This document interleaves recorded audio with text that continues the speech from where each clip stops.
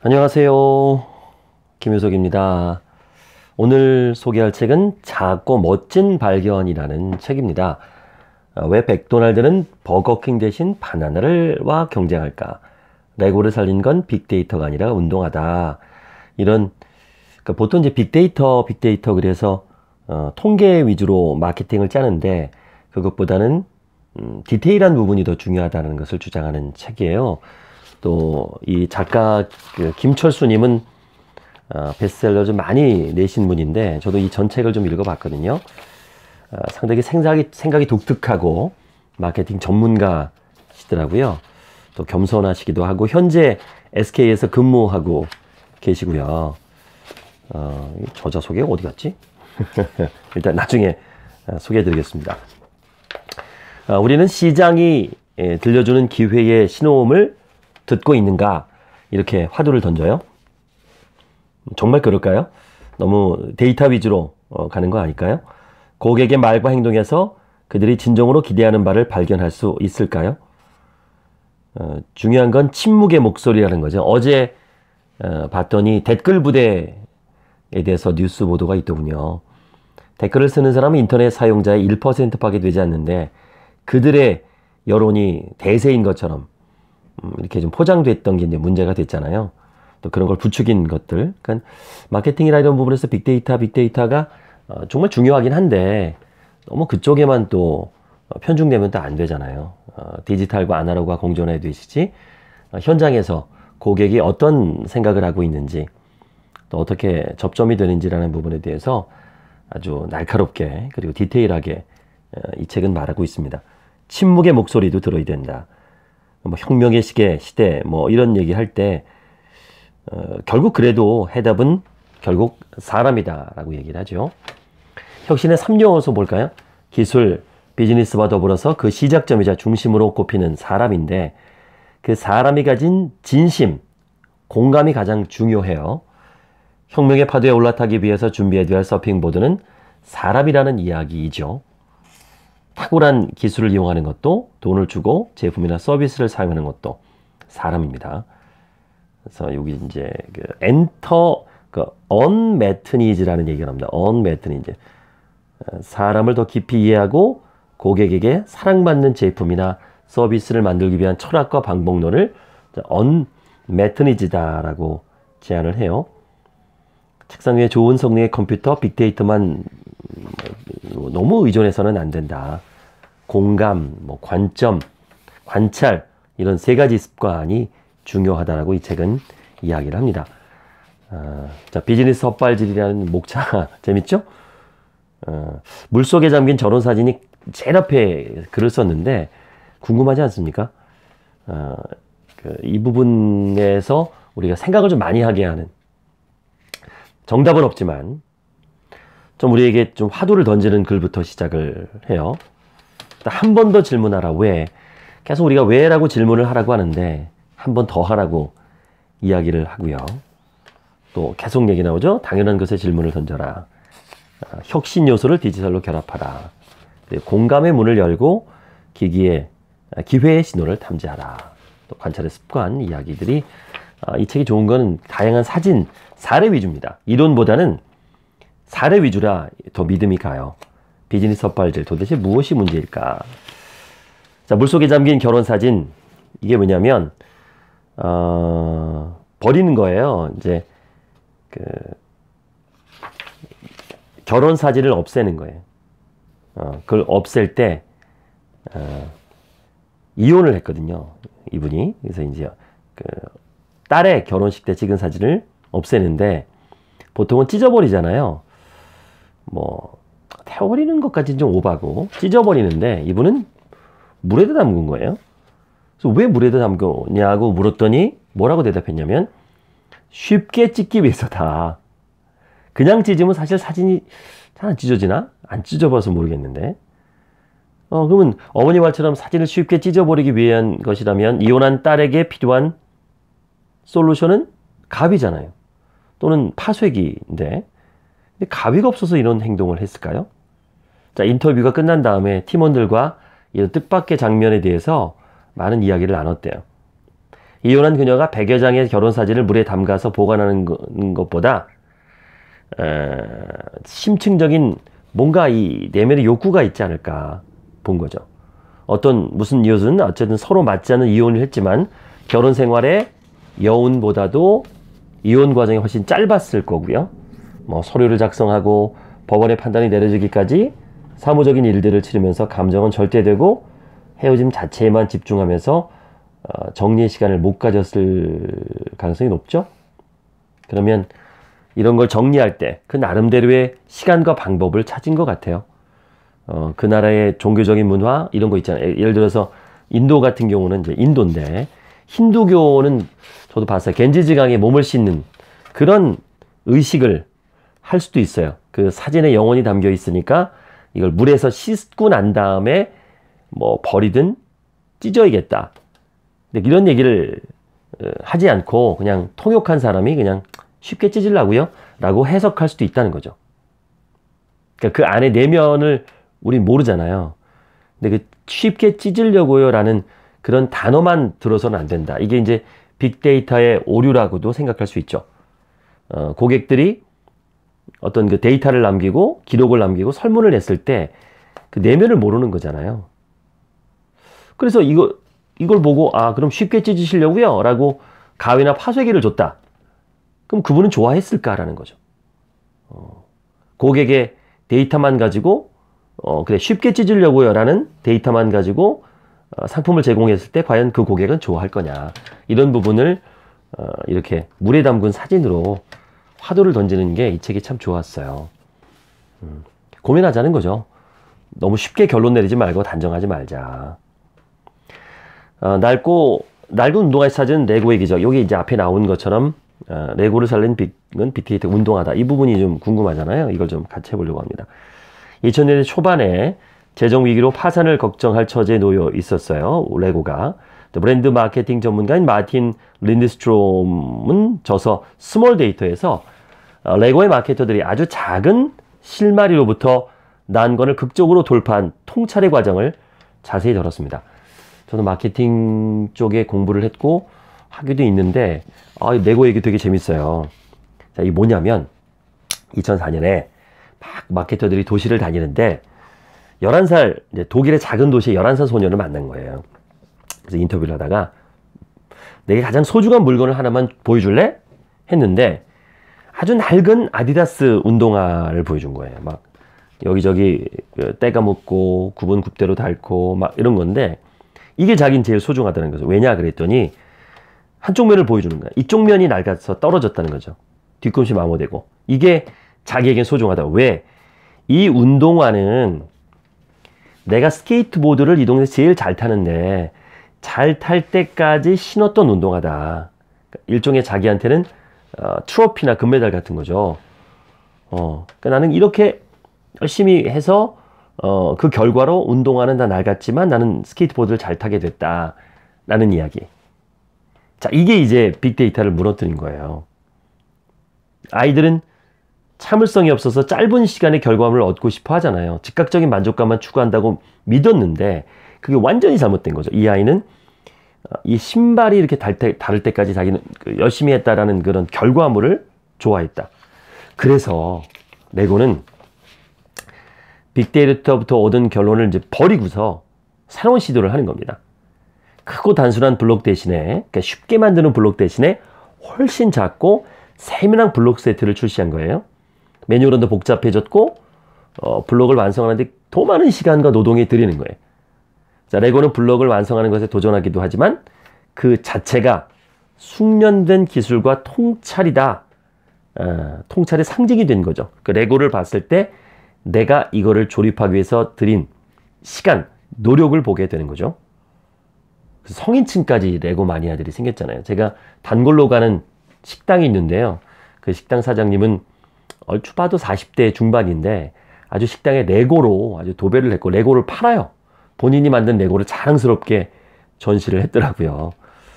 그래서 이제 2016년 레고는 전 세계에서 6조 원의 매출을 올리면서 세계 1위 완구업 기업인 마테를 위협하고 있습니다. 자, 빅데이터의 양적 조사 결과는 거대하고 완벽해 보이지만 어린아이들의 숨겨진 욕망까지는 빅데이터가 읽어내지 못하죠. 1만 시간의 착각. 나는 고객을 잘 알고 있다. 정말 많이 알고 계시냐. 그런 부분에 대한 1만 시간의 착각에 대한 이야기 있습니다. 그 엘리베이터 오티스 유명한 일화죠. 여기도 소개가 됐네요. 과거 엘리베이터 속도가 느리다는 불만을 해결하기 위해서 기존보다 훨씬 강력한 모터와 윤활 시스템을 개발했어요. 그런데 엘리베이터 속도에 대한 불만은 좀처럼 뭐 잦아지지 않는 거예요. 그럴 때 거울을 설치한 겁니다. 거울을 설치하자는 아이디어를 낸 거예요. 엘리베이터에다가. 그 뜬금없는 아이디어인데 사람들은 거울을 보면서 용모를 가다듬느라 느린 속도가 주는 지루함을 잊는 거죠. 이게 이제 솔루션적 사고 대신 고객의 입장에서 본인의 본질적인 원인, 해결책을 고민하는 디자인적 사고를 한 거죠. 그래서 사고 방식이 어떻게 변했느냐. 솔루션적 사고는 현실, 그리고 디자인적 사고는 가능성, 소수 옵션, 다수 옵션, 문제 해결, 문제 정의, 이렇게 사고의 정의를 나눠놨어요. 자, 오티스의 문제 해결자들은 표면에 드러난 문제의 원인인 엘리베이터 속도에 주목을 했는데 속도를 높이면 사용자 불만이 해결될 거라는 가설을 가지고 탁월한 기술을 바탕으로 그걸 증명하고 싶었어요. 근데 솔루션적 사고는 문제 해결에 초점을 맞추기 때문에 현실성 있는 소수의 아이디어에 집중하는 경향이 있죠. 반면에 디자인적 사고는 철저하게 고객의 맥락과 문화적 공감에 집중을 한 거죠. 어느 게 돈이 덜 들겠어요? 기계를 바꾸는 게 덜 들겠어요? 거울을 하나 설치하는 게 덜 들겠어요? 그러니까 세계 최고의 디자인 기업인 아이디오의 CEO의 팀 브라운은요, 저서 디자인에 집중하라 해서 사람들이 스스로 깨닫지 못하는 잠재 욕구를 밖으로 꺼내 뚜렷하게 밝히는 일이 디자인적 사고를 하는 이노베이터 역할을 한다라고 강조했습니다. 다시 한번 강조하면 빅데이터에 매몰되지 마라. 이렇게 얽히고 섞인 데이터 동굴 속에서 어떻게 기회를 찾을 것인가를 찾아야 된다. 혁신의 작은 실마리 스몰 데이터도 주목을 해야 된다라고 이야기를 해요. 역시 4차 산업혁명도 마찬가지예요. 본질은 사람이다. 이제 운전대, 자율주행차에 대한 의문, 저도 이 책 보면서 공감을 좀 했는데 요즘 AI 자율주행차, 이게 이제 빅데이터가 있기에 가능하고 5G가 상용화되면서 특히 이제 자율주행차는 날개를 달게 될 건데요. 정말 운전대를 자동차에 넘겨주는 것이 인간이 진짜로 원하는 걸까요? 정말 그럴까요? 사람은 편하게 가고도 싶지만 내가 직접 운전해서 레저, 자전거를 타듯이 자전거가 없어지지 않는 것처럼 내가 운전하고 싶어하는 것도 분명히 존재를 한다. 그래서 자율주행차가 모든 것으로 대체되지는 않을 것이다 라고 저도 예상을 하고 있습니다. 작고 멋진 발견, 김철수님의 책 소개해드리고 있습니다. 이번에는 혁신은 스몰 이노베이터로부터, 이 부분이 괜찮아서 소개해드릴게요. 어차피 다 소개 못합니다. 핵심적인 부분, 제가 좋았던 부분만 소개해드리고 나머지는 사서 보시면 진짜 도움이 많이 되실 거예요. 오늘날의 비즈니스 환경과 기술의 진화는 기업과 그 구성원에 따라서 잡기 힘들 정도로 빠르게 변화하고 있죠. 변화의 방향 역시 가늠하기 어려울 정도로 많은 혼돈의 시대를 겪고 있습니다. 산업화 시대 혁신은요, 리더에 대한 맹목적인 리딩과 팔로잉으로 이루어져 있습니다. 혁신 역량은 리더에게 집중이 됐고요. 구성원들은 최고 경영자의 지시를 열심히 따르면 됐습니다. 모든 것이 기회였고 그렇게 해도 충분했죠. 정보화 시대에는 소수의 혁신 조직이 혁신의 역량을 습득해서 타 조직이나 구성원들에게는 전파하는 방식으로 이루어졌어요. 독립된 환경에서 창의성을 발현시켜서 혁신적인 결과를 얻기 위해서 이른바 스컹크 워크라고는 그 조직 운영 방식을 도입하는 경우도 많았고요. 이러한 소수정의 혁신 조직을 갖추지 못한 기업은 외부 컨설팅의 그 역할을 맡겨야 했습니다. 그럼 지금은 어떻게 변하느냐? 이제는 민첩한, 가볍고 민첩한 혁신의 시대다. 이런 비즈니스 환경에서는 이처럼 카리스마 있는 리더나 소수의 혁신적 조직 운영만으로는 안 된다라는 거죠. 산업사회는 뛰어난 리더가 이렇게 영향을 발휘를 하고요. 정보화 시대에는 소수의 혁신 조직이 이제 팀이 돼서 영향을 발휘하죠. 거점으로. 근데 지금은 창의 시대이기 때문에 다수의 작은 혁신가들이 모든 영역에서 혁신과 통찰 역량을 발휘해서 주의로 확신하는 스몰 혁신이 되는 겁니다.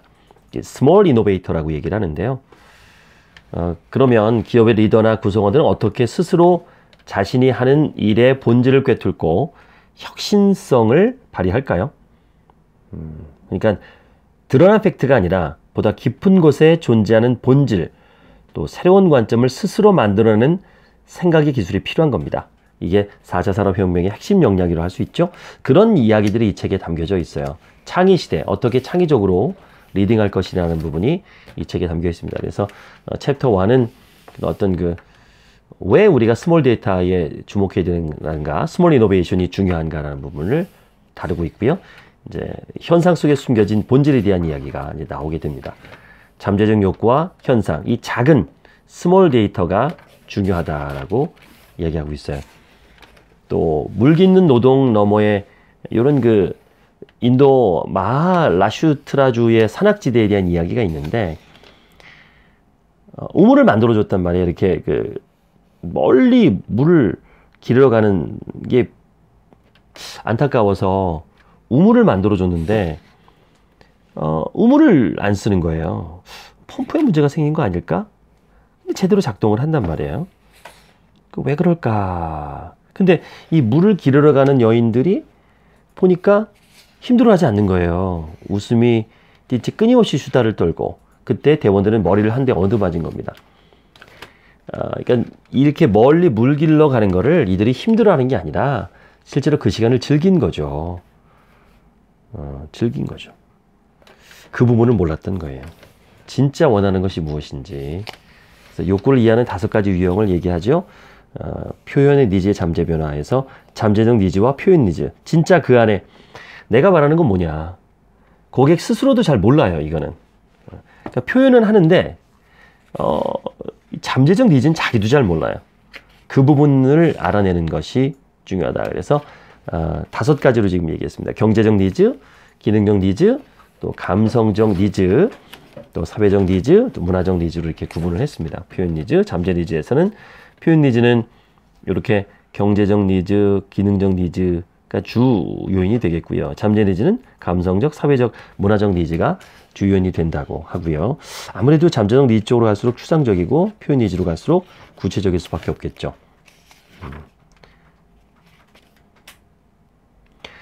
챕터 3을 보겠습니다. 관점의 습관, 창조적 자신감으로 관점을 재정의하라 해서 사례들이 좀 나와요. 코닥이 왜 망했는지, 파산 위기에 모였는지는 다 아는 얘기니까 넘어가고요. 당연한 것에 질문을 던져라. 일단 크록스의 구멍을 놀렸잖아요. 그 부분을 의문을 던진 거죠. 왜 구멍을 놀리지? 해서 여기에 각종 토이스토리의 캐릭터들을 구멍을 만든 거죠. 이렇게 배지를 만들어서 성공한 사례들이 있고요. 또 왜 카페에서는 커피만 팔까? 그래서 카페와 통신 매장을 결합한 컨버저스 매장이 지금 많이 일반화됐죠. 또 위메프에서 시작한 W카페, 커피를 무한대로 즐길 수 있는 커핑 앱, 이런 것도 지금 나오고 있고요. 또 라면은 꼭 한 봉지를 다 끓여야 될까? 해서 소비 맥락을 파악해서 탄생한 미니라면, 맛있는 라면, 이 부분도 의문을 되게 던진 거죠. 그리고 스타킹을 신고 샌들은 왜 신을 수 없을까? 그런 거죠. 샌들은 신고 싶고 스타킹도 신고 싶고 그래서 발 없는 스타킹이 나왔죠. 말도 안 된다는 취급을 받았던 스팽스의 발 없는 스타킹 히트쳤습니다. 2014년 2억 5천만 달러의 매출을 기록을 했어요. 또 판을 바꾸는 관점 공식에 대한 이야기. 자, 관점 공식 한번 보겠습니다. 가만히 생각해 보면 땡땡은 땡땡이 아니라 땡땡이다. 그러니까 대상은 기존의 정의가 아니라 새로운 정의다. 가만히 생각해 보면. 그러니까 혁신은 기존의 정의가 아니라 새로운 정의에서 탄생을 한다라는 부분입니다. 그래서 유통구조를 혁신한 5개 맞춤 안경을 무료로 받아서 5일간 착용할 수 있는 와비 파커가 히트친 사례들, 또 도축한 지 1일에서 4일 내에 초신선 돼지고기를 판매한다는 정육각에 대한 사례들이 또 있고요. 여러분 많이 아는 에어비앤비, 관광이란 일방적인 상식까지 파괴를 해버렸죠. 또 이 월마트의 사례도 재밌어요. 자사의 배송 시스템을 좀 혁신적으로 발표를 하는 겁니다. 직원들이 퇴근할 때 고객이 주문한 제품을 배송하는 거예요. 게임 체인저가 될 거다라고 얘기를 했는데, 엉뚱하면서도 기발한 직원 퇴근 배송되는 유통업과는 전혀 다른 관련이 없는 우보의 비즈니스 모델과 유사하죠. 그러니까 직원들은 앱을 통해서 자신이 원하는 날짜와 배송 수량을 자유롭게 선택할 수 있습니다. 그러니까 미국 전역에는 4,700개 매장과 100만 명의 직원이 있는데, 미국 인구의 약 90%는 월마트 매장으로부터 16km 이내에 위치를 하고 있대요. 그러니까 배송 앱, GPS, 경로 알고리즘을 통해서 가장 빠른 길을 찾을 수 있죠. 직원들이 퇴근하면서 배송을 하면서 또 수당도 챙기는 거죠. 자사 제품을. 기발한 아이디어네요. 그리고 병원에서는 수술 어린이 병원에서 페라리 시스템을 도입을 했대요. 단 7초 만에 타이어 교체부터 모든 정비를 맞추는 이유는 완벽한 팀 시스템 때문에 그렇습니다. 그런 이야기들. 또 제가 개인적으로 좋았던 건 중고거래를 전당포처럼 할 수 있는 사례, 캐쉬라는 일본의 미츠모토 유스케가 개발한 중고거래 사이트는 관점을 바꾼 대단한 사례죠. 또 이런 게 있었으면 좋겠어요. 그러니까 사진을 올리면요, 그 사진을 이 사이트에는 인공지능이 딱 분석을 해서 전당포처럼 이 사진을 분석해서 금액을 매겨줘요. 그걸 삽니다. 이 회사는 현금으로 줘요. 그리고 배송도 포장도 안 해도 돼. 직원이 와서 가져가. 보통 중고거래를 하려면 이걸 얼마를 받아야 되지? 가격 조사하고 그걸 또 거래를 하고 딜을 하고 포장을 하고 택배를 기다리고 막 이러잖아요. 그럴 필요 없이 가져가요. 그리고 내가 대신 파는 거예요. 지금 뭐 어마어마하게 성공했다는데요. 2017년 6월 서비스 오픈한 지 16시간 만에 29,000명이 앱을 내려받았고 사용자의 올린 물건은 7,512개가 됐다. 시작부터. 이 경제가 점점 어려워지는 것과 맞물려 돌아가겠죠. 그래서 이런 다양한 사례들이 이 책에는 그림과 함께 있는데 정말 노력한 책이다라는 게 느껴집니다. 이 책 하나만 갖고도 마케팅 강의가 가능할 것 같을 정도예요. 이렇게 정리가 잘 돼 있다니. 또 마케팅이 꼭 관계된 분이 아니라도 새로운 소비 트렌드를 알고 싶은 분들, 이런 분들은 이 책을 꼭 좀 보셨으면 좋겠습니다. 작고 멋진 발견, 김철수님의 책 소개해 드립니다.